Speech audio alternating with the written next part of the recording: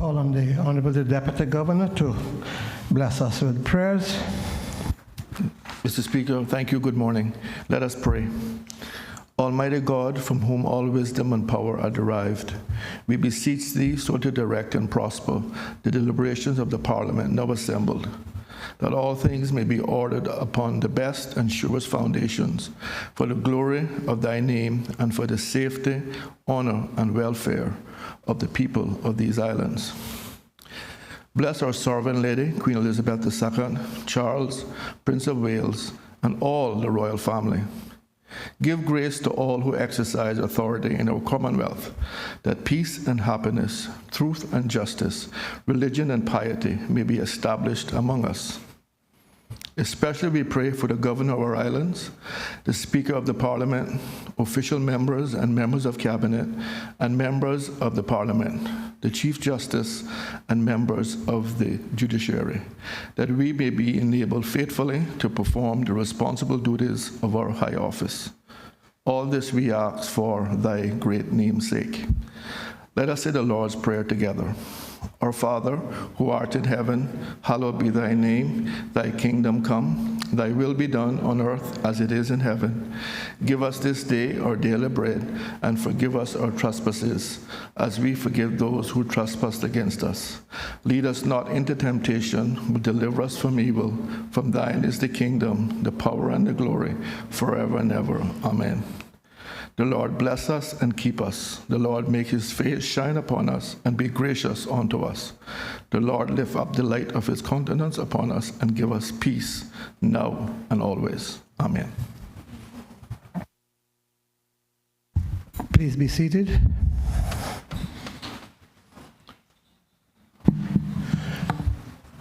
Proceedings are resumed.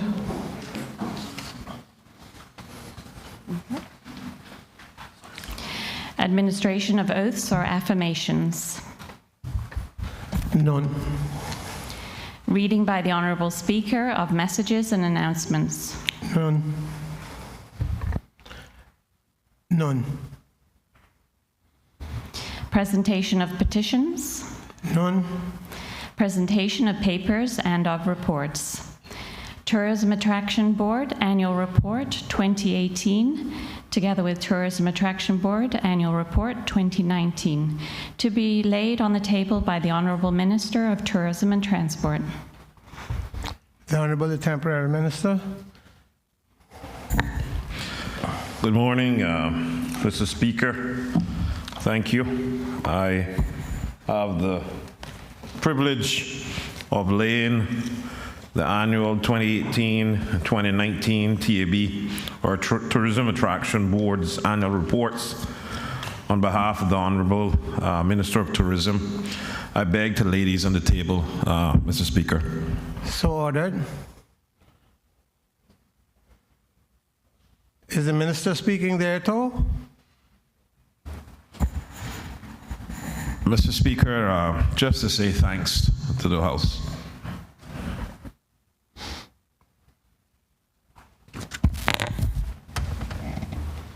Report of the Standing Business Committee, second meeting of the 2021-2022 session of the Cayman Islands Parliament, to be laid on the table by the Chairman of the Standing Business Committee, the Honourable Premier, Minister of Sustainability and Climate Resiliency. The Honourable Premier. Thank you, Mr. Speaker. Mr. Speaker, I rise to lay on the table of this Honourable House the report of the Standing Business Committee in respect to the second meeting of the 2021-22 session of this Honourable Parliament. With your permission, sir. So ordered. Premier not speaking. I confirm, sir, I do not intend to speak to it.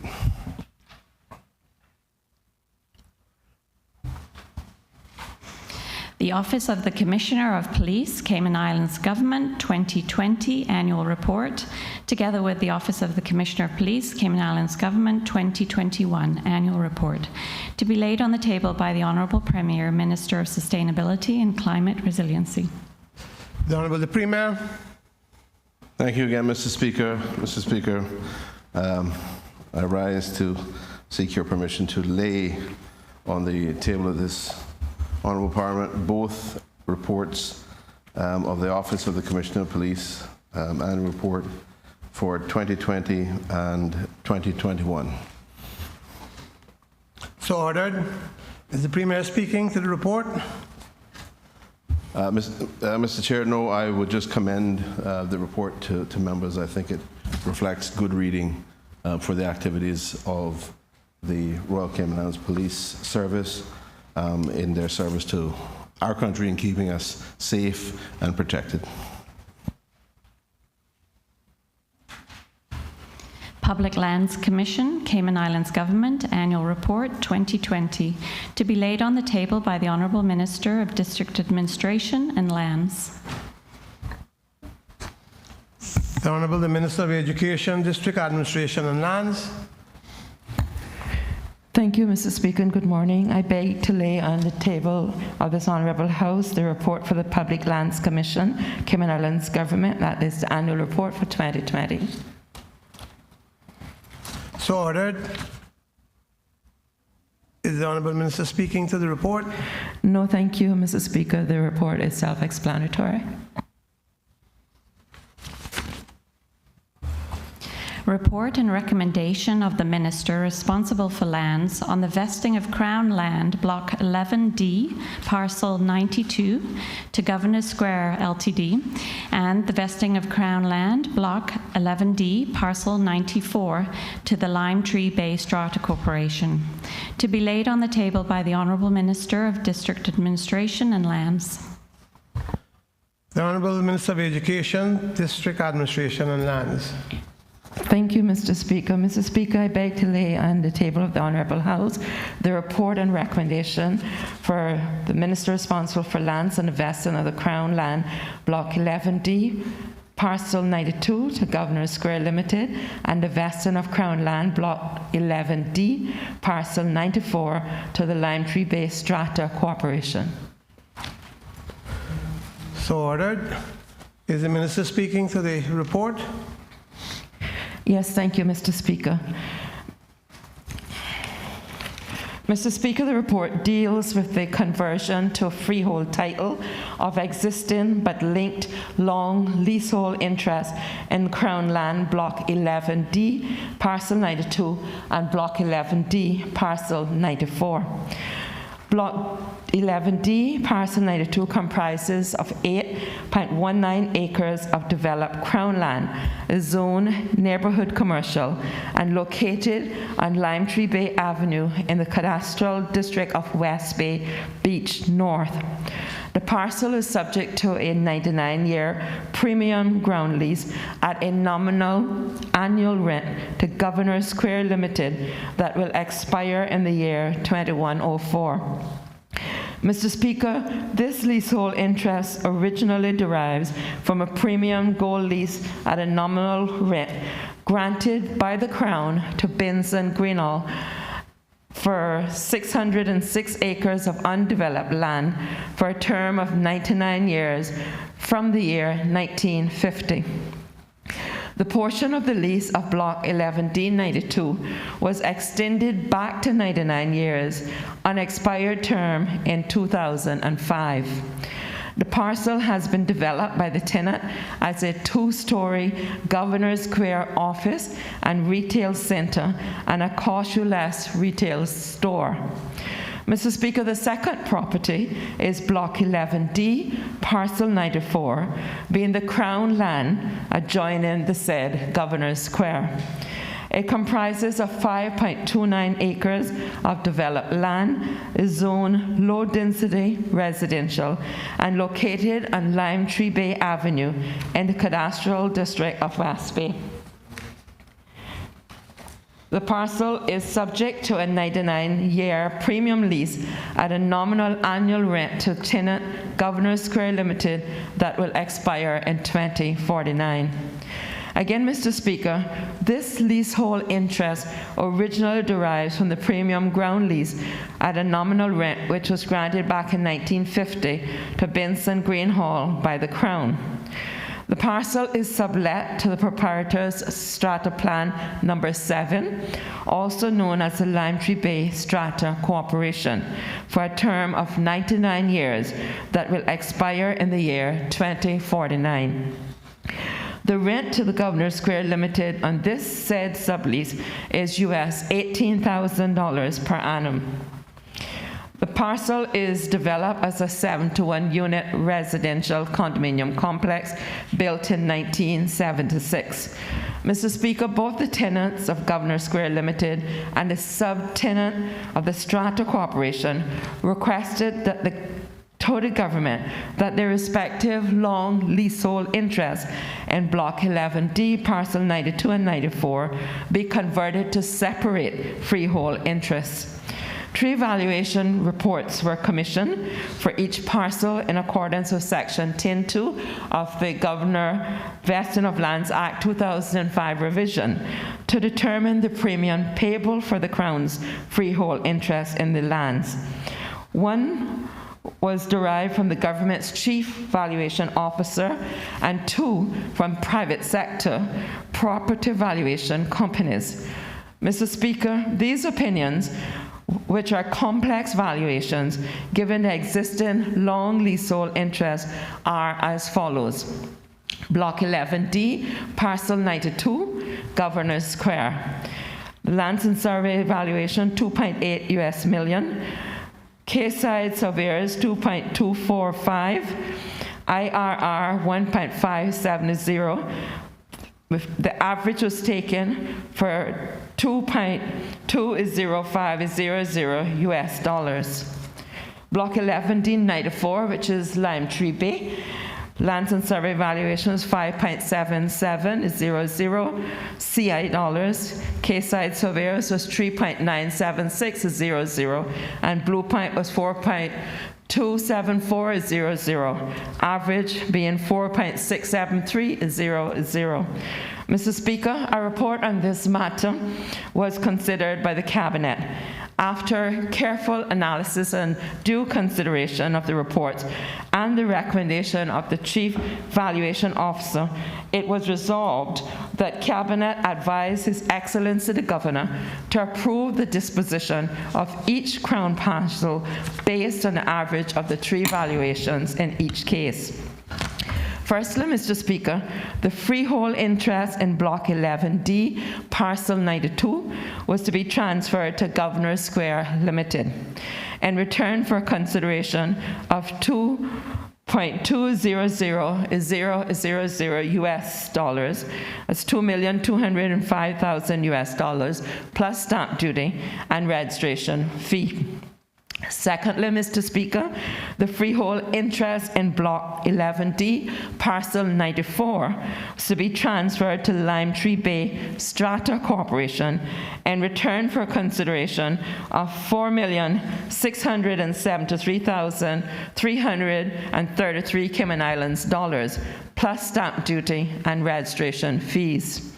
Mr. Speaker, the disposition are conditional upon the following 3 points. 1, that Governor Square Limited transfers the lease between the Governor of the Cayman Islands and Governor Square Limited of Block 911D94 to Lime Tree Bay Strata Corporation for nil consideration.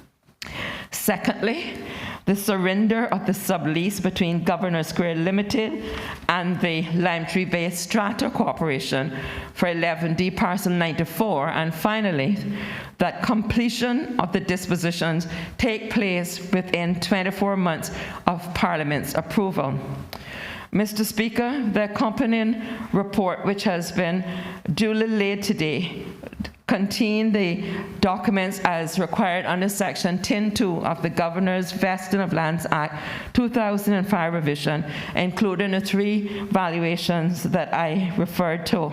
I also wish to take this opportunity to thank especially the staff in the ministry, but in particular the staff at Lands and Survey, because it was a complex matter that has been going on for a number of years, and I can say that as Minister, I'm elated to finally put it to bed.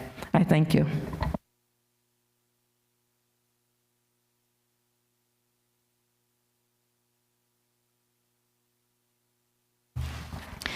2021 Annual Report, Office of the Director of Public Prosecutions, Cayman Islands, to be laid on the table by the Honourable Attorney General, ex officio member responsible for legal affairs. The Honourable the Attorney General. Thank you, Mr. Speaker. Good morning to honourable members and yourself. Mr. Speaker, I seek leave of this Parliament to lay on the table the 2021 Annual Report of the Office of the Director of Public Prosecutions. So ordered. Is the Attorney General speaking to the report? Mr. Speaker, very, very briefly to say that, first of all, the report is self-explanatory, and I commend it to honourable members and the public in general for reading and information. Mr. Speaker, just to highlight a couple of things in the report itself, on page 26, where it speaks to the department's role in the fight against money laundering, terrorist financing, and proliferation financing, as well as the recovery of the proceeds of crime, Mr. Speaker, via confiscation and forfeiture.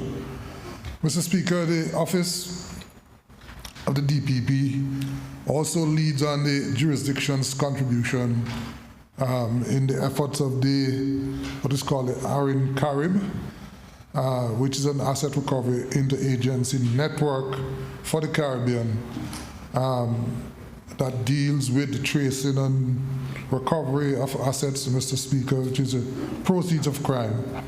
And it is a sort of a network. And they work with member countries in a bid to recover these proceeds. In other words, Mr. Speaker, take the profit out of crime. Mr. Speaker, let me mention in particular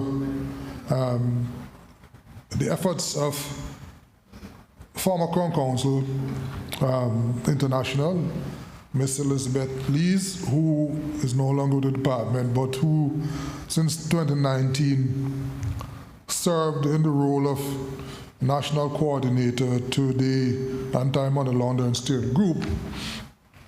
And Mr. Speaker was instrumental in assisting the Cayman Islands in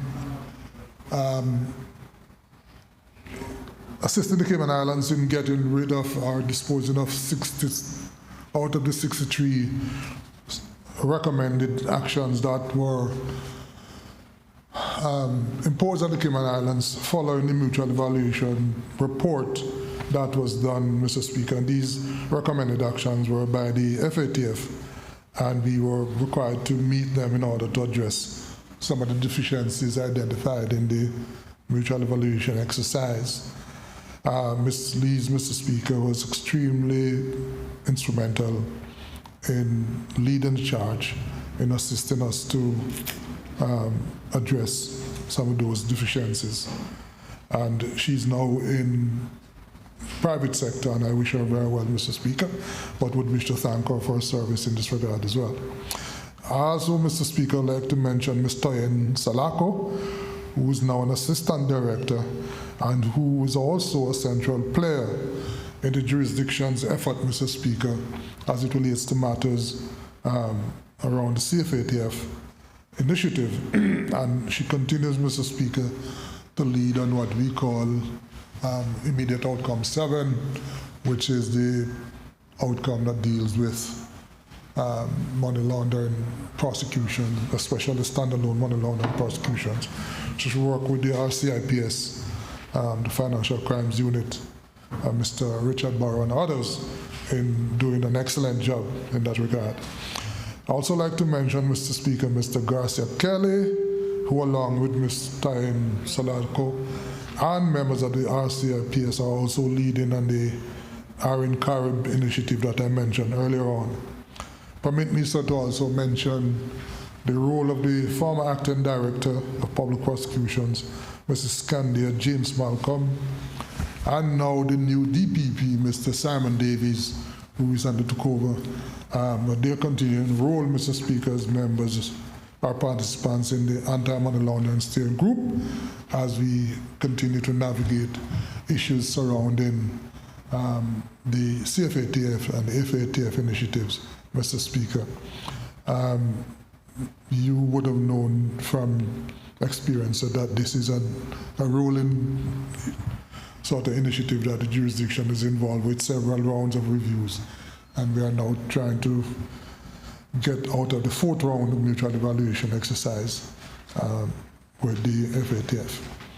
Mr. Speaker, the office also provides secretarial support to the Honorable Chief Justice in his role as central authority under the U.S. MLAT treaty. They provide crucial support in assisting with addressing requests under that framework as well, sir. Mr. Speaker, the office continues to play a crucial role, along with the RCIPS and the courts, in maintaining law and order in these islands. It's one of those offices that is very instrumental in these things, but of course, sort of really don't get much recognition or reference or mention, except when something goes wrong, of course, unfortunately. But they do play a very pivotal role in the administration of justice in these islands. Mr. Speaker, you recall that they were part of the Office of the Attorney General until the new constitutional construct in 2011, when they were decoupled, and they are now totally independent of the Attorney General's chambers, although I continue to represent their interest in Parliament and in Cabinet. But, Mr. Speaker, I would certainly commend the report to members of this Honourable Parliament as well as the public, and I would like to thank the Director of Public Prosecution and his staff, and to congratulate them as well for the continuing excellent work in the administration of justice. Thank you, sir.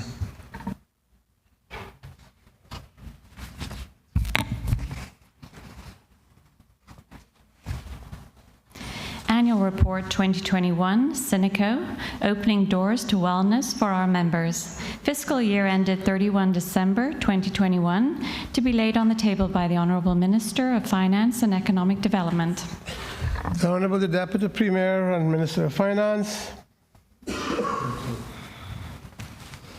Morning, Mr. Speaker, and thank you. Mr. Speaker, I beg to lay on the table of this Honourable House the annual report of the Cayman Islands National Insurance Company, which is commonly referred to as Synico, for the year ended 31st of December 2021. So ordered. Is the Deputy Premier speaking to this matter? Yes, Mr. Speaker. Briefly, though. It's Friday.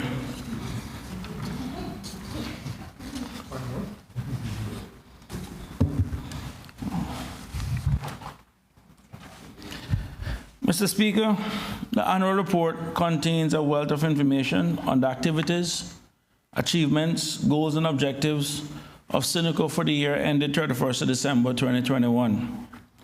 I will, however, only focus on the financial highlights for the period. At the end of 2021, Mr. Speaker, for the financial year, Synico's average membership totaled 16,854, which when compared to 2020 represents a 5% increase in membership. As of the 31st of December 2021, Synico earned $113 million in total income, the majority of which was derived from premium incomes from civil servants, pensioners, seafarers, and veterans.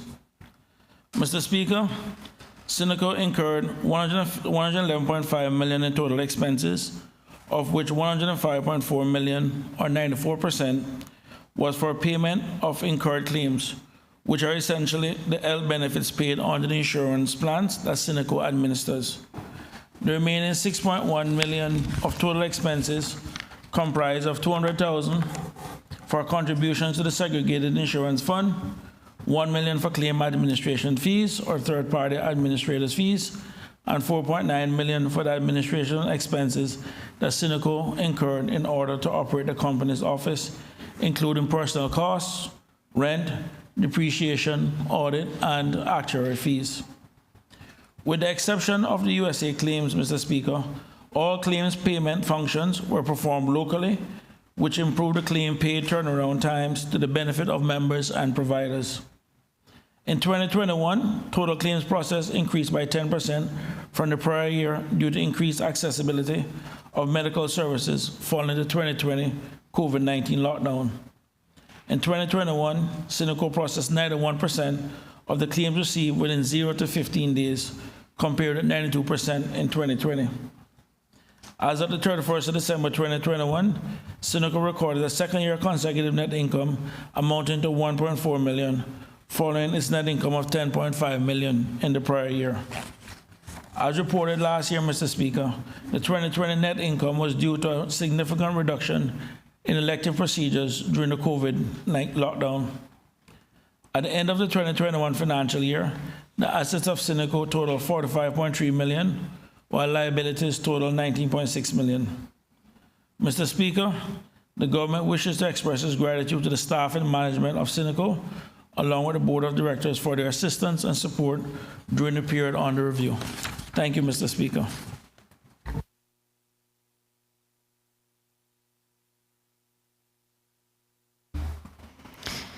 Questions to honourable ministers and members of the Cabinet. The elected member for Georgetown East to ask the Honourable Minister of Tourism and Transport question number 9. The Honourable Leader of the Opposition for Georgetown East. Thank you, Mr. Speaker. Good morning, everyone, colleagues.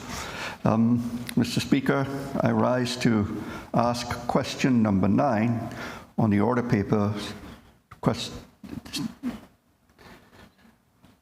standing in my name, and it is addressed to the Minister, the Honourable Minister of Tourism and Transport.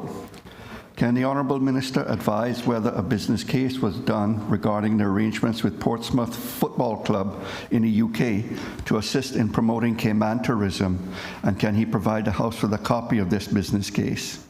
B, what is the cost of the sponsorship of the Portsmouth Football Club, and what is the expected return on investment for this sponsorship?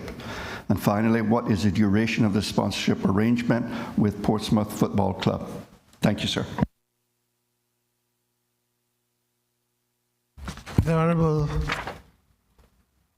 the temporary Minister for Tourism and Transport.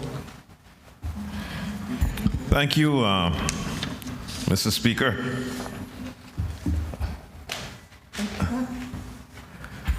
Mr. Speaker, the answer to the honourable member, there was not a business case, Mr. Speaker, completed, as the cost of the arrangement was less than $100,000 requirement for a business case to be completed, according to the procurement law. The cost of the arrangement with Portsmouth Football Club is about £90,000. The Cayman Islands return on investment includes increase the Cayman Islands brand awareness with the United Kingdom. In terms of Portsmouth, not only have a large exposure for their games, usually 6 per season on TV, with an average viewership of 2 million per game, whilst every game is streamed on the league's iFollow channel. 2, Portsmouth's social media value for sponsors has been calculated as $380,000, highest in the League One, and their total sponsorship media value calculated at £1.3 million. In addition, an average crowd of 18,000 attend each game, higher than the majority of championship sides. Portsmouth marketing channels, email database total 156,000, Twitter 156.6 thousand, Facebook 238,000, Instagram 135,000, LinkedIn 13.2 thousand, YouTube 36.1 thousand, and TikTok 53.9 thousand. Mr. Speaker, the drive visitation to the Cayman Islands in the off-peak seasons Portsmouth FC has agreed to play a preseason friendly with first-team players against the Cayman national team, subject to the pitch at the Truman Bodden Stadium being relayed to international standards. The Cayman Football Association have agreed and welcomed the fixture, which would take place in the off-peak. Portsmouth would work with their fan base to provide packages for them to come to Cayman for the game and actively encourage visitation. Should the game not be possible for any reason, a visit of a few key coaches and players would come to do some development work with the Cayman Football Association and be filmed around Cayman, enjoying the tourist sites to be relayed back to fans throughout the year. The duration of the sponsorship arrangement with Portsmouth Football Club is for 3 years, Mr. Speaker. Mr. Speaker, I also wanted to add that the history of the club, Pompey as it's called, enjoys a golden post-war era, winning Division I, which is now the Premier League, in 1949-1950, becoming one of the only 5 clubs to win the trophy in back-to-back seasons since the war. I thank you, Mr. Speaker.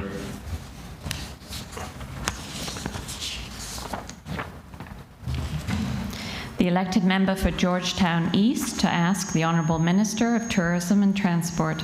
Question number 10. The member for Georgetown East. Thank you, Mr. Speaker. Mr. Speaker, I rise to ask question number 10, standing in my name, to the Honourable Minister of Tourism and Transport. Can the Honourable Minister advise whether a business case was done in respect of the arrangements with fashion firm Laude Vidney to provide bespoke custom leather goods to help promote Cayman tourism? And can he provide the House with a copy of this business case? And B, what is the cost of the arrangement with Laude Vidney, and what is the expected return on investment for this arrangement? And finally, what is the duration of the sponsorship arrangement with Laude Vidney? Thank you, sir. The Honourable the Temporary Minister of Tourism. Thank you, Mr. Speaker. The answer to the honourable member. Mr. Speaker, there was not a business case completed, as the cost of the arrangement was less than $100,000. Requirement for a business case to be completed. Mr. Speaker, the cost of the arrangement with Laude Vidney is $37,500 US. The Cayman Islands return and investments include, and I add, Mr. Speaker, receiving a high level of awareness and marketing support tied to a product featuring the Cayman Islands namesake with the Cayman Islands Department of Tourism, supported messaging and creative direction, a new channel for premium VIP gifts, experience to key media and travel trade partners to build stronger relationships with the crucial partners and ensure that the Cayman Islands stays in the forefront of their minds. So, Speaker, I'd also like to add that the support the Cayman Islands positioning as a lifestyle destination with a focus on fashion and luxury amplified. Mr. Speaker, the duration of the sponsorship arrangement with Laude Vidney is 12 months. Thank you, Mr. Speaker.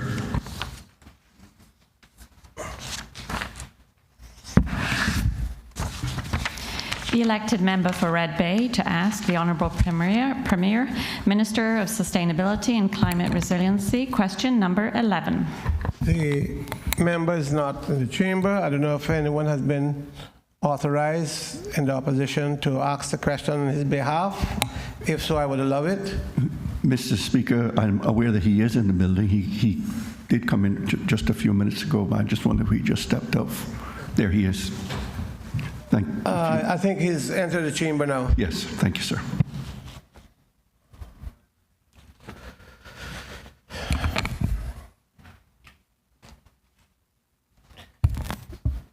The member for Red Bay. Question number 11.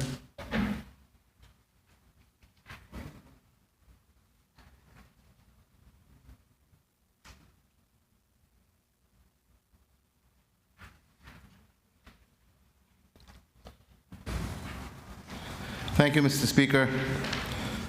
Mr. Speaker, I am to ask the Minister, or the Honourable Premier, the Minister responsible for Sustainability and Climate Resiliency, to advise what is preventing the commencement of the Legal Services Act 2020.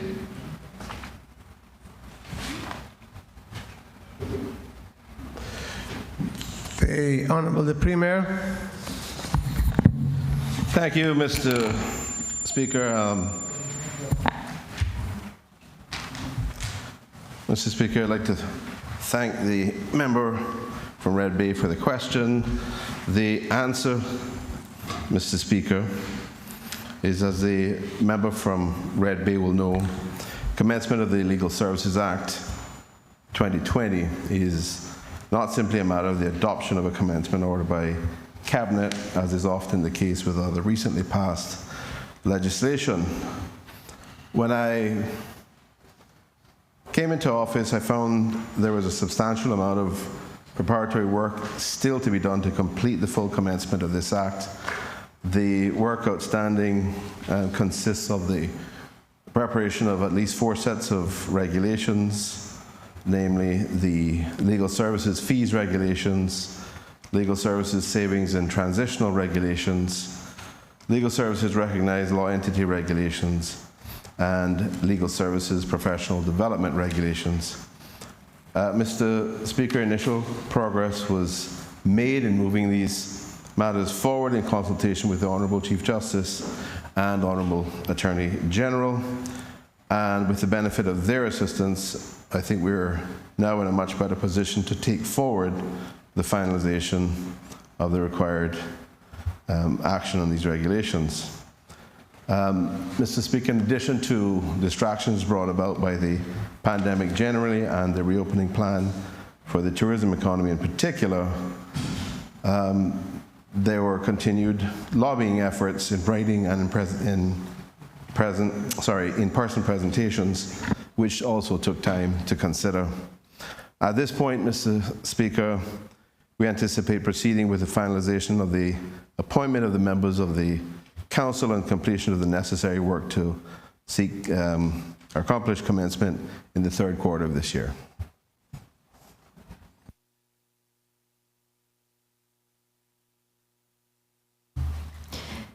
The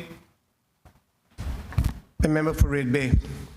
Thank you, Supplementary question. Thank you, Mr. Speaker. Mr. Speaker, the Premier will be well aware of the length of time it has taken to get, or it is taking because it's not completed yet. The Act is still not commenced, to get a modern piece of legislation to regulate the legal profession. I have in my hand a number of statements which he made when he was Minister of Financial Services in my first administration, and in which he, as well as myself as the Premier, constantly spoke about the critical importance of modern legislation to regulate the legal profession, which is still operating under a 1969 piece of legislation which was passed when Cayman had about 15 lawyers. We're now nearly 1,000. You're going to ask a question. Right. Yeah. That's a long preamble. I apologize, Mr. Speaker. But the real point I want to make, aside from that, is that the failure to properly regulate the legal profession has been a major factor in the findings over many years of the FATF and other international regulatory bodies about what they claim is the inadequacy of our whole framework to regulate the financial services industry. We are now... I understand, and we know. I'm going to put a question right now, sir. Yeah, yes. Right please. now, sir. Right, sir. Right now. You have been most generous, sir. I know you were eager to ask the question. But, Mr. Speaker, the question I want to ask is, given the fact that Cayman is still currently on the FATF gray list, which in turn has caused us to be placed on the EU blacklist, which in turn has caused the United Kingdom to place us on their blacklist, does the Premier not see the real urgency of addressing these perceived failures or inadequacies in our financial services legislative framework? You mean, though, that we remain on the list because that just didn't happen? It just happened. This March? And let's give the Premier time to consult.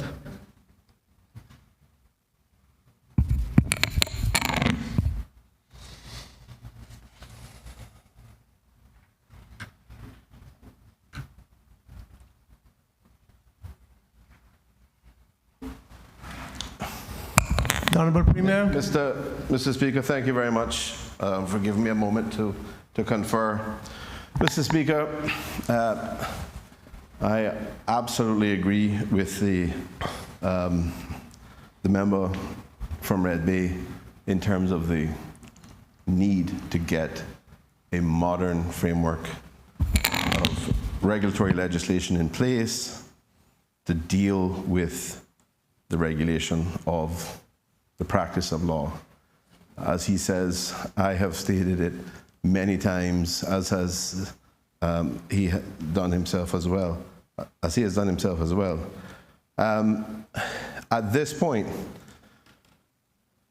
Mr. Speaker, my position remains unchanged. I'm fully committed to getting proper regulation in place. I regret to an extent that the opportunity wasn't taken when the law was passed to have it all dealt with in the early part of 2021 in the previous administration. But be that as it may, we are here now. What I want to correct is that there are no outstanding matters in relation to an FATF review which relates specifically to the regulation of lawyers. There's also, we are not on a FATF blacklist. We are on an enhanced review list. We expect, with some luck, to be able to move off that relatively shortly.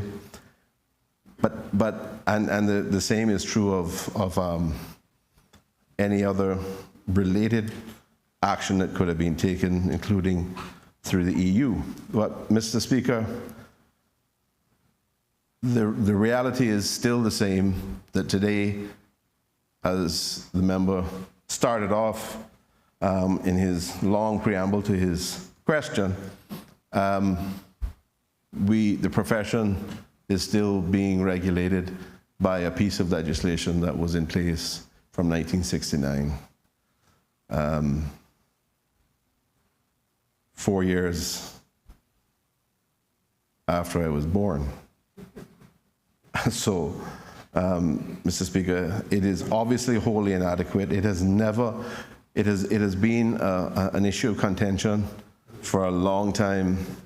The member knows well the struggles that have been endured to try to get this legislation in place to provide a proper modern framework for the regulation of the practice of law. So, Mr. Speaker, I have indicated what we see as the the time frame. We have engaged with the regulatory body, the Cayman Legal Practitioners Association. In fact, we have a meeting scheduled next week, I think it is, to continue to move things forward. So I want to convey to the member an assurance that this is a matter that is regarded as very important, notwithstanding the fact that it is not one of the matters which we have had any kind of reporting or negative finding on by the FATF at this point. If we don't do anything, that may change, but suffice it to say, there are many other reasons why we need to address this, because as I have spent years saying, the status quo is the worst possible position for the interests of Caymanian practitioners, and this is a matter that needs to be resolved for us to make sure that we have a very solid foundation to one of the most important industries that we have in this country, sir.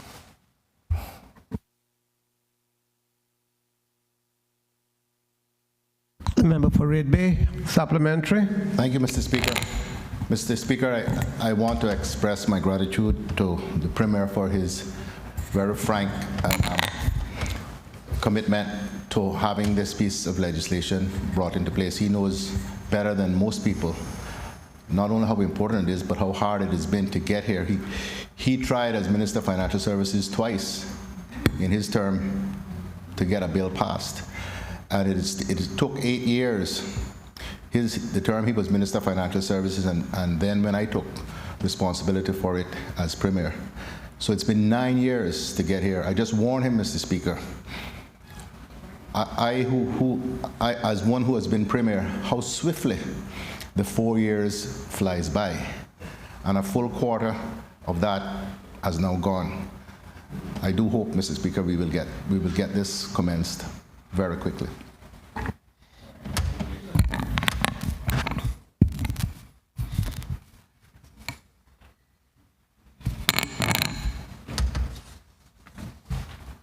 The elected member for Georgetown East to ask the Honourable Premier, Minister of Sustainability and Climate Resiliency, question number 12. The member for Georgetown East. Thank you. Honourable member, before you start, while this question has reached the order paper, I have to contemplate it because it is asking for the Auditor General report to be published. And that is really not the purview of any member of this House as far as I know. That is the Auditor General's purview, his responsibility. Now, if the Premier is willing to answer, has an answer prepared, I am reluctant for it to go ahead because of what it asks for. It's not proper. It's not proper. But if you want the air cleared and the Premier is willing, we'll move forward with it.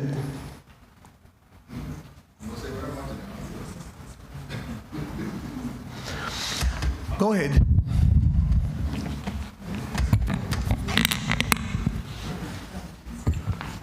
Thank you, Mr. Speaker. Mr. Speaker, I beg to arise to ask question number 12. Please.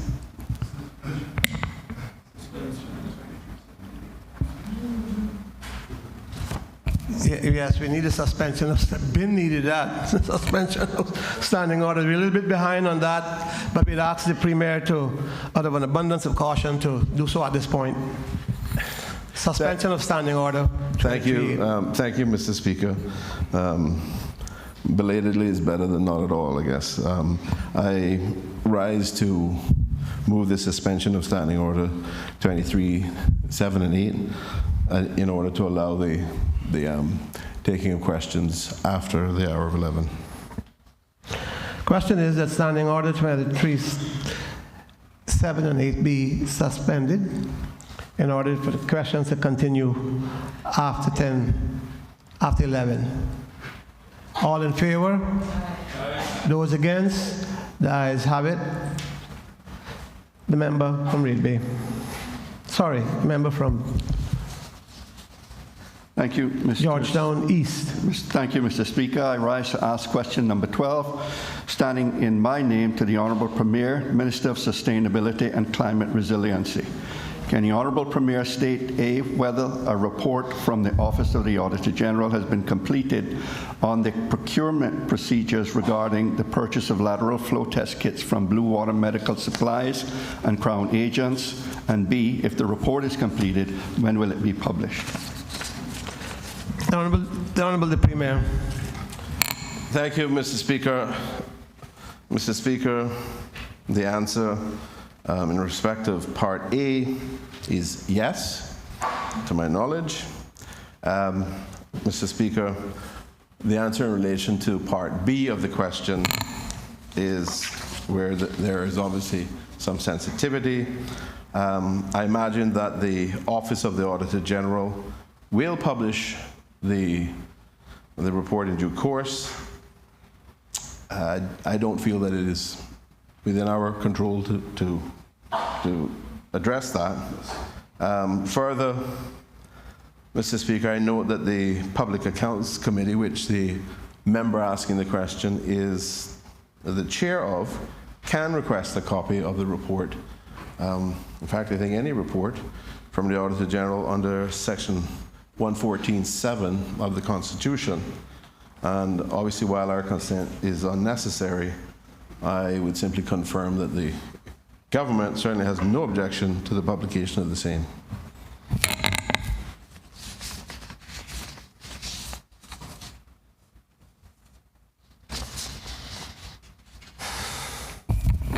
Clark. Statements by honourable ministers and members of the Cabinet. I have been given notice of two statements. The Honourable the Premier.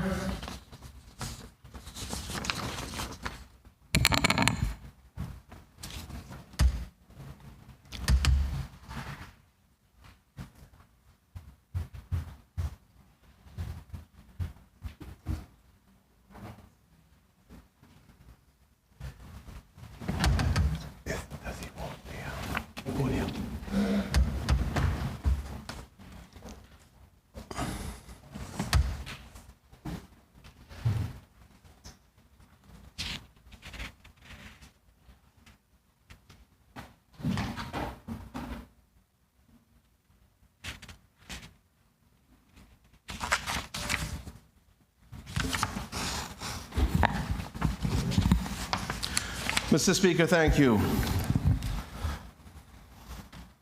Mr. Speaker, our beloved Cayman Islands have had much to celebrate in 2022, this most special year of Her Majesty, the Queen's Platinum Jubilee. So much so that as the finishing touches were being made on the preparations for our local festivities, we received the delightfully surprising news that 4 exceptional individuals who have faithfully served our community had been named amongst the Queen's birthday honors for this year of Jubilee. Therefore, on behalf of the government, with a great sense of pride, I wish to extend our heartfelt congratulations to our Chief Justice, the Honourable Anthony Smelly, now Sir Anthony, QC, on receiving the honour of a knighthood, as well as to the Managing Director of the Cayman Islands Monetary Authority, Mrs. Cindy Scotland, on receiving an OBE. Also to Mr. Steve Barrett, our former prisons director, on receiving an OBE, and to Mrs. John Doe Obi of the Cayman Islands Red Cross on receiving the BEM, British Empire Medal.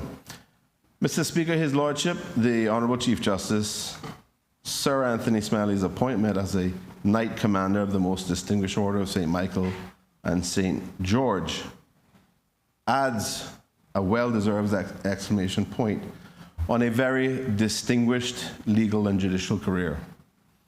Having joined the Cayman Islands Civil Service in 1983 as Principal Crown Counsel, he was subsequently appointed to the post of Solicitor General in 1987, and after several periods of acting as Attorney General, he accepted an appointment as a judge of the Grand Court in February 1993, becoming Chief Justice in June 1998.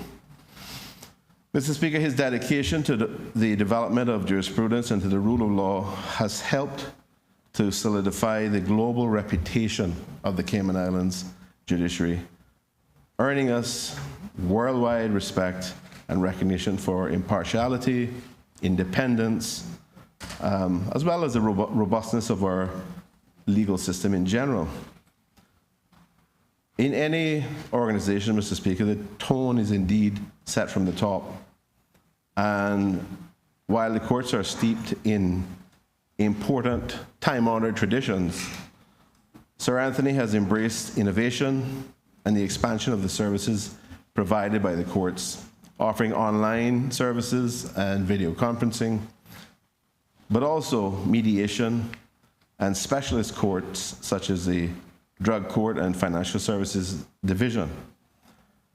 Mr. Speaker, the Cayman Islands' position as a global leader in financial services would not be possible without the confidence of our stakeholders, our investors, and clients in a legal system serving as the foundation of all transactions and interactions.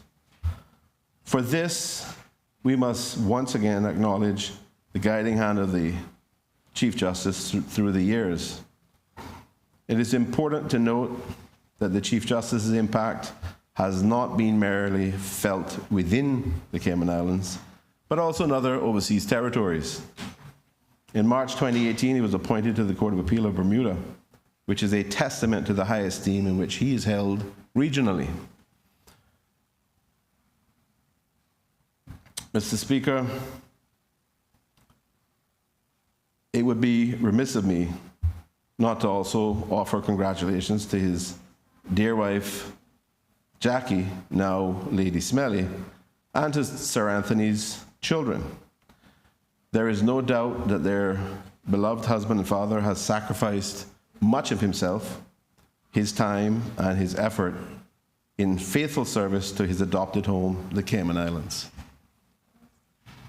Given their shared sacrifices over the years, it is most fitting that they too embrace and enjoy this wonderful achievement. Mr. Speaker, having only received our first knighthood in the Cayman Islands in 1994, when Her Majesty the Queen bestowed this great honor upon Sir Vashel Johnson, the Cayman Islands had to wait again for another 28 years for this honor to be bestowed on our colleague and my friend,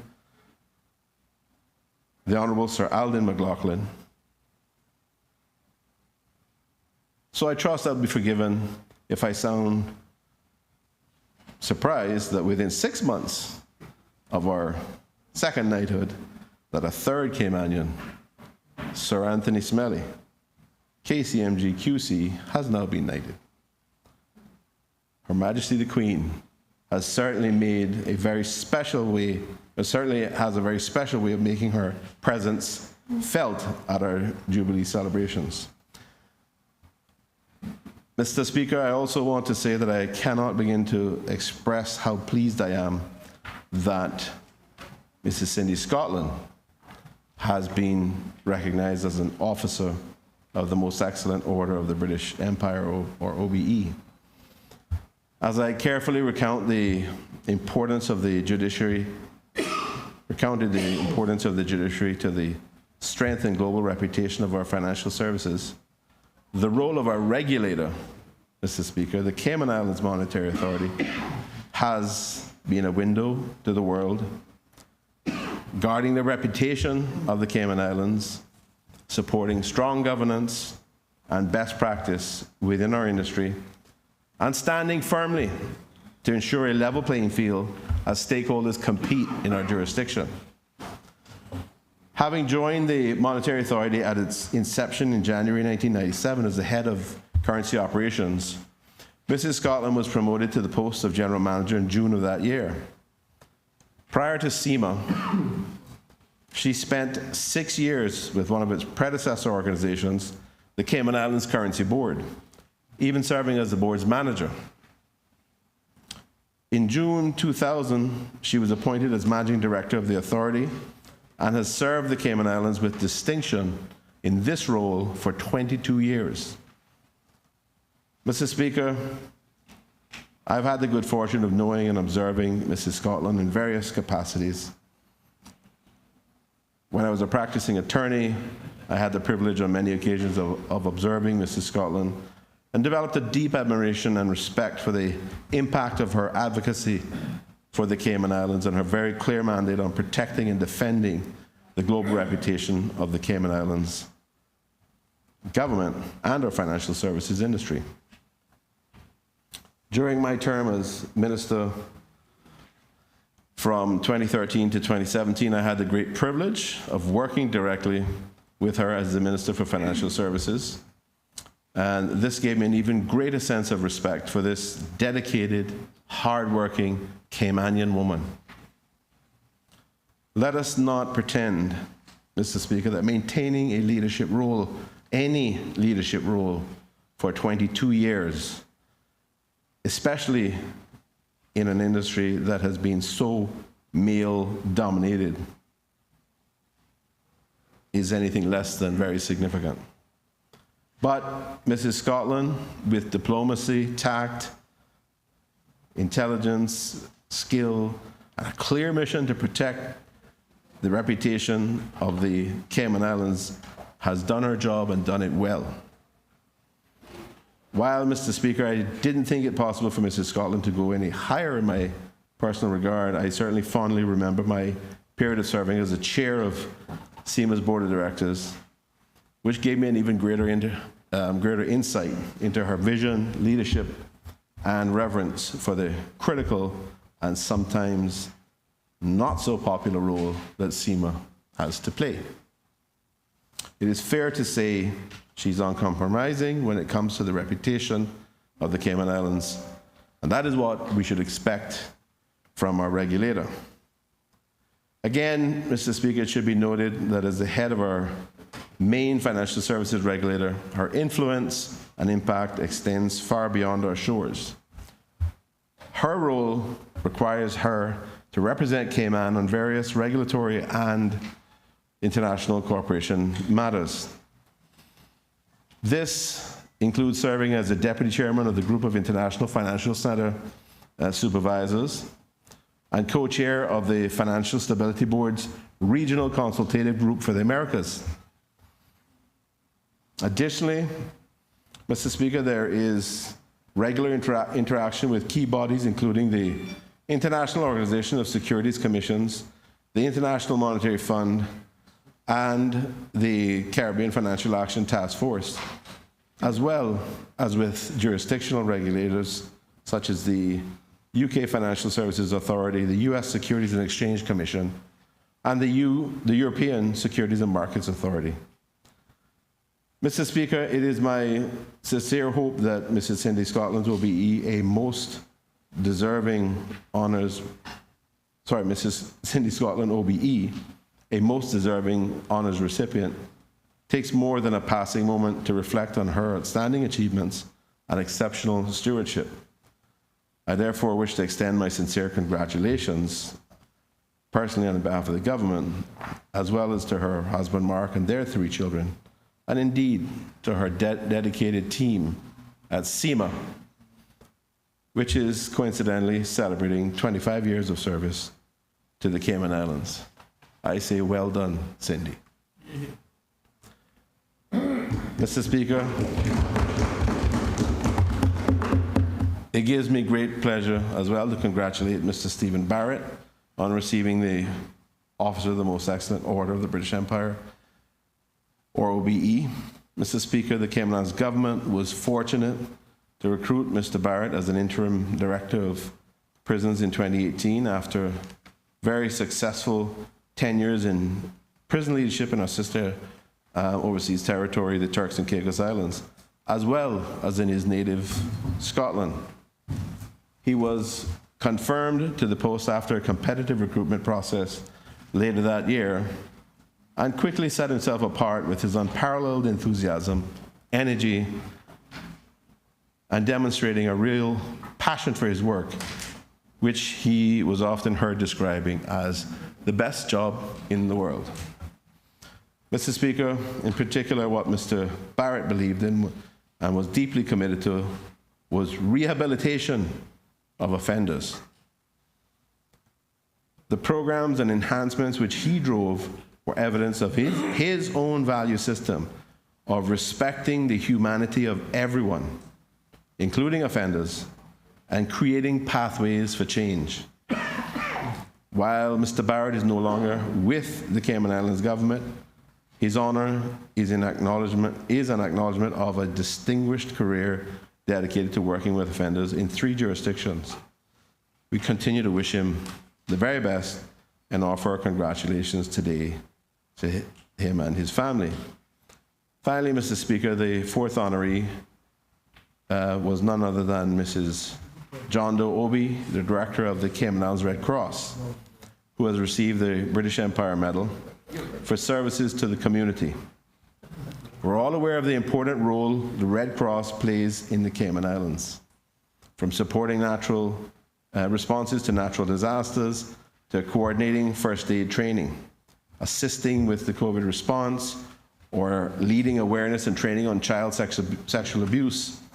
The Cayman Islands Red Cross, along with its band of volunteers, I think they have something like 200 plus volunteers, which is amazing, have made its impact felt throughout the Cayman Islands. Mrs. Obi has been leading this important organization for almost 19 years and does so with vigor and energy.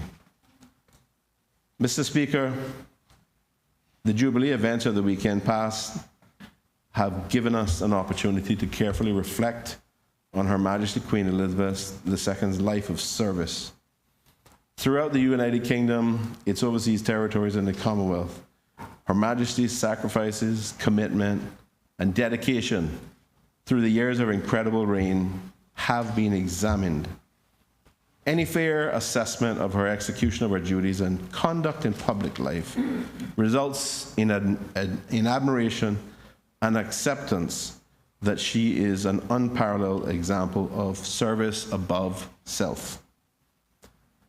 So, Mr. Speaker, regardless of how people view the monarchy or the system of honors for which we as overseas territory citizens are eligible, there is no doubt that 4 individuals who have been named in the 2022 Queen's Birthday Honors are, in their own way, worthy examples of selfless service to our community and the wider British family. 2022 will be a year in which we will never forget in Cayman, a year to celebrate, a year to commemorate, and a year to honor not only our beloved Queen Elizabeth II, but a special number of our own exemplars. Mr. Speaker, I wish to end my remarks by thanking Her Majesty the Queen for generously including recipients from the Cayman Islands in the highest honors bestowed in this year of the Jubilee.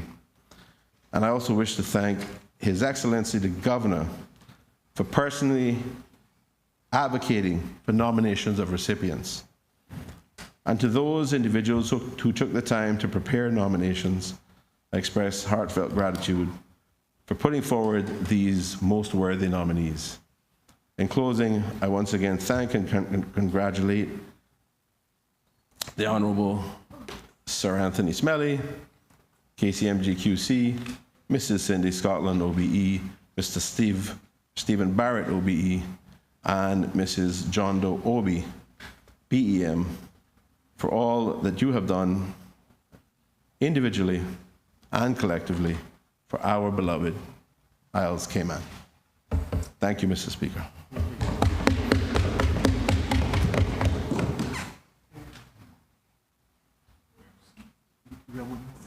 I do.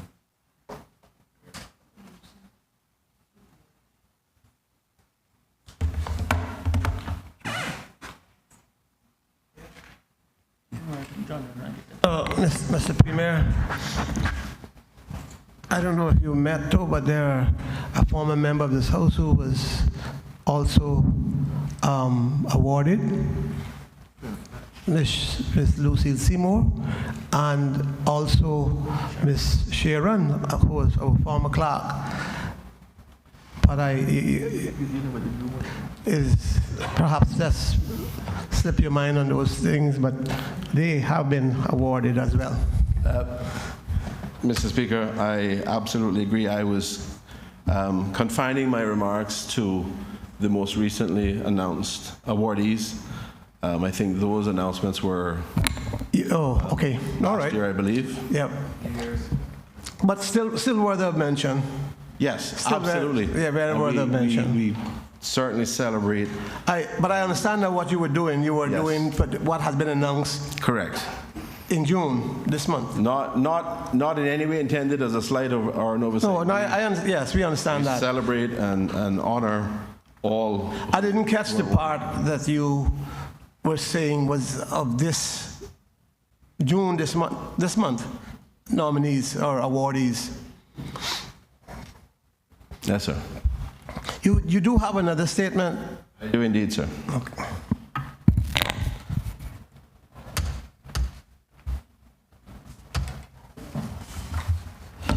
Mr. Speaker,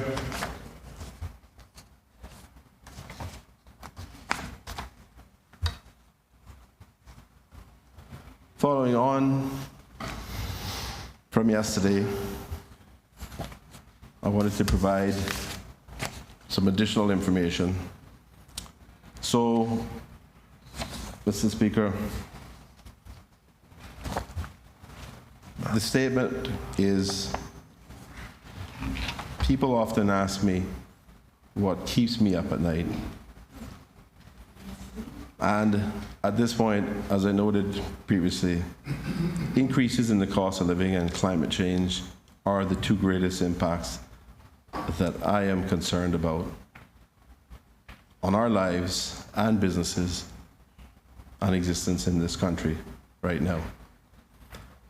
The cost of living, Mr. Speaker, is the amount of money needed to sustain certain standards of living by affording basic expenses.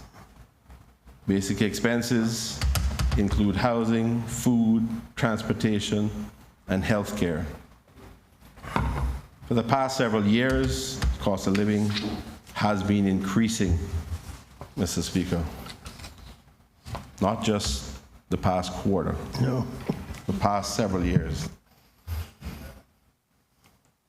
Mr. Speaker, the rate of inflation in the US, which has triggered the Federal Reserve's response there, wasn't 11.2%. It was 8.5%, or thereabouts, or in that range.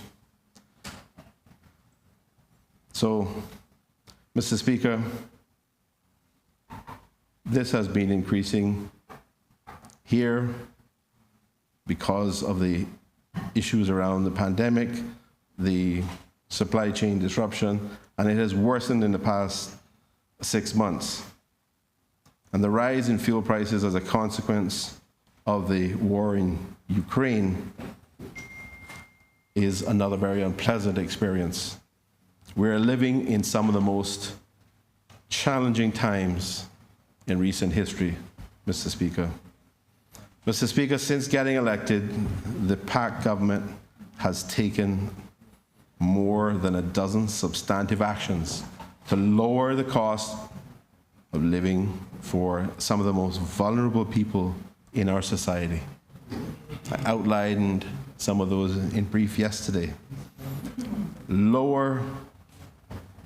benefit lower and middle class families and our senior citizens, including our students, Mr. Speaker. Mr. Speaker, I know I provided most of this information yesterday in brief, but I think it's worth repeating again today because the opposition may have forgotten. Some of these initiatives, and I'm going to go through these rather quickly, Mr. Speaker. Free school lunches offered to all primary and secondary schools, saving Caymanian families hundreds of dollars in school lunch costs. Reducing certain fees for seniors. Driver's license, car licensing, passport applications. Removing import duty on certain food items and essential family items such as feminine care products, baby products. Continuing the displaced tourism worker stipend for an increased period. Provided financial support to employees who had to quarantine and couldn't work during their salaries. Provided financial support to small and medium-sized businesses to help them protect their assets so that they could start operations as soon as the opportunity to usefully employ them returned with the reopening of our borders. Continued the insurance premium payment assistance program. Provided free masks, free LFDs, free testing. Introduced, or increased rather, the private school grants to help more Caymanian children going to those institutions. Increased the A-level scholarship funding. Increased the funding and the maximum amounts for both undergraduate and graduate scholarships. Offered a $1,500 stipend to scholarship recipients. Committed funding and policy to build 100 affordable homes. And I believe that target was a year. Mr. Speaker, we have done what few governments have done in a long time to help the people in this country. Some, not saying that no actions were taken, but we certainly significantly exceeded actions that have previously been taken. And that is without having any layoffs in central government, Mr. Speaker, or the SCGCs. Mr. Speaker, in addition to all that we've done so far, after months of work, we have a number of initiatives which are about to be rolled out to the public. These include the expansion of the Cynico offerings, which I outlined last night, and I think my colleague, the Deputy Premier, did some as well. The CIDB mortgages with the fixed rate of 2 years at 3.75%. We're also going to accelerate the adoption of renewable energy by investing in utility-scale infrastructure, which will both reduce and stabilize energy costs for the people in these islands. With recent economic reports forecasting a large economic shock comprising global exponential increases in the prices of fuel, oil, inflation and disruptions to supply chains, our government's determination to do more than pay lip service to renewables is reflected by this decision, Mr. Speaker. We will invest in renewables infrastructure, and this will benefit the environment, benefit by reducing our carbon emissions, and benefit, importantly, our economy and the people of this country. We believe this policy and the ensuing actions will be good for the environment, good for the economy, great for our residents, including keeping energy prices down for families, business, and institutions. Lower fuel costs means businesses can keep down the cost of goods and services for our consumers. Mr. Speaker,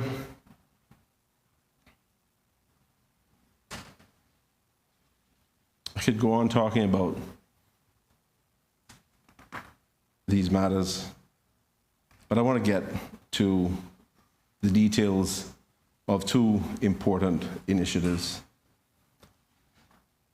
that we'll be taking within the next month that directly provides meaningful relief to the cost of living crises facing our Caymanian families. These two initiatives, Mr. Speaker, will help thousands of families across our 3 Cayman Islands and are designed to help families offset some of the sharp increases in costs. Nothing is going to be a full solution, Mr. Speaker, but it will help and is designed to help as many as possible. The first is a temporary assistance program for residential electricity costs. We know that for most families, after rent and mortgage, the electricity cost is the single largest expense they face each month.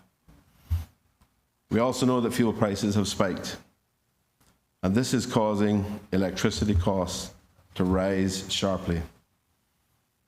Mr. Speaker, the PAC government has been in discussions with the main utility providers or obtaining information from those that can assist in identifying those in need, and we'll be setting aside an amount in the region of $5 million to help families across the 3 islands with the increased electricity costs resulting from the increase in fuel costs in the months of July, August, and September. The hottest months of the year, Mr. Speaker, and when electricity consumption is normally at its highest. The assistance will be for residential customers only and capped at a consumption of 2,000 kilowatt hours per month. We'll be finalizing the details of with the two utility companies and rolling out a more detailed announcement the week of June 20th. Mr. Speaker, this initiative, in terms of the combined customers across our countries with the two utility providers, will help some 22,000 households. The second initiative, Mr. Speaker, as alluded to yesterday, is a cost of living increase for civil servants, the largest single employer on the islands. Mr. Speaker,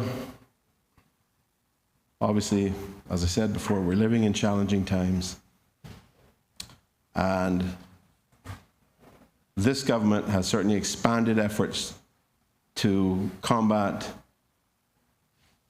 the threats around COVID-19. We have safely and methodically reopened our borders, kickstarted our vital tourism industry, and we have steadfastly supported Caymanian families and offered regular financial support and job matching assistance for persons still actively returning to the workforce.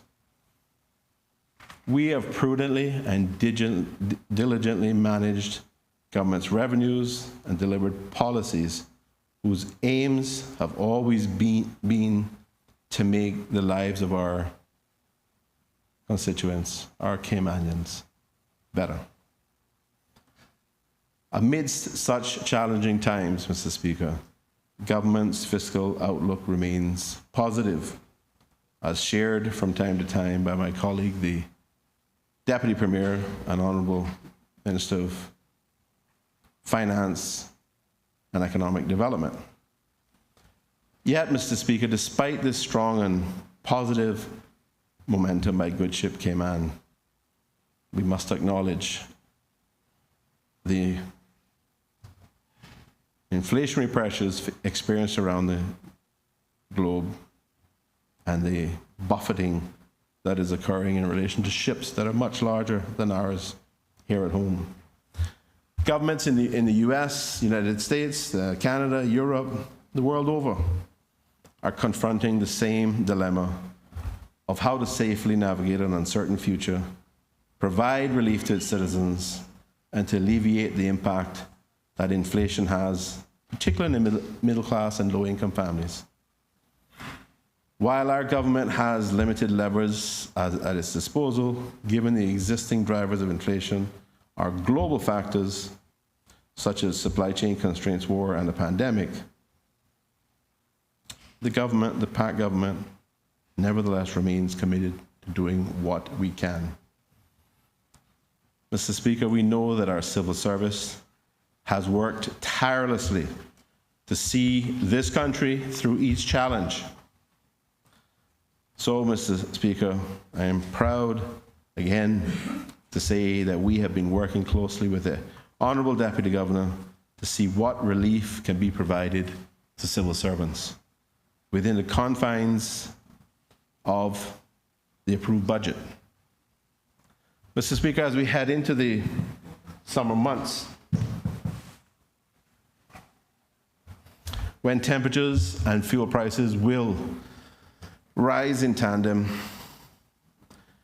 the government will fund not one, but three, or support not one, but three monthly honorariums of $150 per month to help the civil service fend off higher utility costs over the summer. This honorarium will commence this month and continue through August. It will only be paid to non-executive staff on grades E and below. Then commencing in September, as families prepare for the reopening of schools, the civil service will receive a 2% cost of living adjustment, or COLA, which will provide a sustained salary increase. Finally, Mr. Speaker, starting in December this year, qualifying employees on non-executive grades will, by way of progression, receive one increment, which is roughly valued at 2% of pay. In total, Mr. Speaker, by the end of the year, the civil service will see a 4.5% increase this year, comprising a 2% COLA and the remainder in pay progression, and 3 months of honorariums timed to help offset rising electricity bills over the summer. These times are difficult, Mr. Speaker, due to the forces beyond our control. Yet working together and within the approved budget, we'll all get through this. Mr. Speaker, the sentiment that I know that is shared by those in this chamber and many hearing this message is that at its best, our civil service can deliver world-class outcomes. We have seen this on so many occasions, and most recently in the response to COVID-19. Given the challenges which have been shared, the government and country continue to rely on the men and women within our civil service to see us through the daunting challenges which lay ahead as they are called upon to execute on the government's policies. As the civil service is our bedrock, the 4,400 employees comprising the civil service are equally the bedrock within our communities. The investment in this predominantly Caymanian institution, Mr. Speaker, has a high multiplier effect across our economy as they anchor their wider families and are equally critical to keeping small businesses and local retailers afloat. The investment Mr. Speaker, is made on the prerequisite that the civil service must again fund these salary adjustments using savings from within the existing human resources budget. In addition to delivering this fiscal strategy, they must also continue to ensure the government's priorities are also achieved. Mr. Speaker, the civil service has done this before, and I am confident that they will do so again. The pay proposals which have been set out are timely, relevant, and sustainable. And I'm happy to report, Mr. Speaker, as well, that the cost of these have been, as I noted, they're being funded through savings. The vast majority of that has already been achieved within the global human resources budgets of the civil service year to date. Simply put, Mr. Speaker, myself, my colleagues, wish we could do more at this point. But today we have demonstrated that we will do what we can, which is fiscally prudent and what is sustainable. We'll closely monitor the performance of our budgets to see what may be possible in future years. In conclusion, Mr. Speaker, as I said earlier, this week there are two things that often keep me up at night: soaring costs of living and the implications of climate change. The local cost of living situation has been brewing for years, and as I've said before, the recent spike is due to factors outside of our control,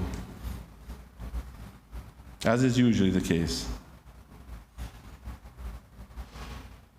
But that is why my colleagues and I immediately after getting elected got to work putting in place a number of initiatives to help the lower and middle income Caymanians.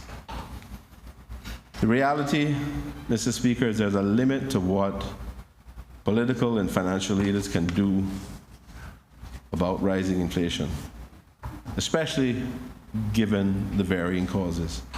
But we're going to continue to do everything in our power to help lower the cost of goods and services to the people of these islands, and where it is possible, to help provide a reasonable income to afford a basic, decent standard of living in our country, our beloved Cayman Islands. Mr. Speaker, we are a people-driven government, and we will always put the people of the Cayman Islands first. Thank you, Mr. Speaker. I have been given a statement by the Honourable Deputy Governor. Mr. Honourable Speaker. Deputy Governor. Yeah, Mr. Speaker, thank you very much. Mr. Speaker, on behalf of the Civil Service, I offer profound thanks to the Premier, Deputy Premier, and all members of the government for their support and approval of the salary increases outlined by the Premier. I also wish to thank the opposition for their support. Mr. Speaker, in challenging times, leaders are required to make difficult decisions. Decisions that may not be popular with everyone, but are the right decision and at the right time. Mr. Speaker, that is exactly what the government has done today in awarding the salary increases. Mr. Speaker, these awards demonstrate to our hard-working civil servants that their leaders, both elected and unelected, care about them and their families.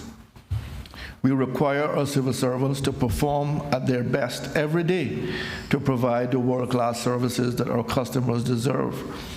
However, we all understand that providing that high level of service can be challenging when they are worried about their ability to feed their families and pay bills.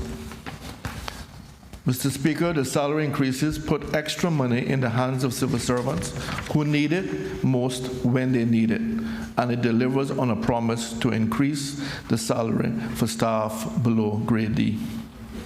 Mr. Speaker, as the Premier said, we would have loved to give a much larger COLA. However, we are under duty, and the Deputy Premier constantly reminds us of this, that we must be fiscally responsible in all that we do. Mr. Speaker, in these uncertain times and the global challenges that confront us, we must show restraint with our spending, and we have done that. To this end, Mr. Speaker, I'm pleased to advise that these salary increases will be funded from within the existing HR budget. Mr. Speaker, I close by once again thanking the government for their support for the civil service. I thank you.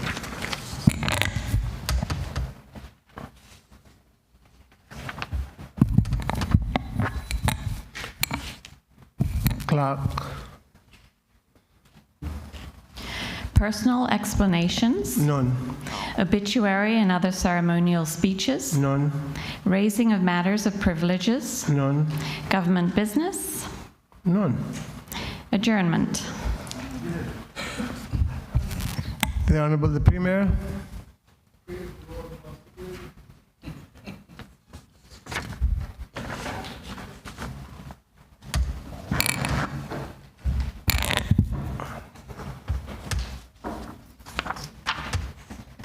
Thanks. Thank you, Mr. Speaker. Mr. Speaker, I want to thank all members for the contributions that have been made and the progress reflected in the work that has been accomplished over the last few days. As you know, Mr. Speaker, we intend to hold the Finance Committee this afternoon, starting at 2. And with that, Mr. Speaker, I will move the adjournment of this House to sign the for the commencement subsequently of Finance Committee.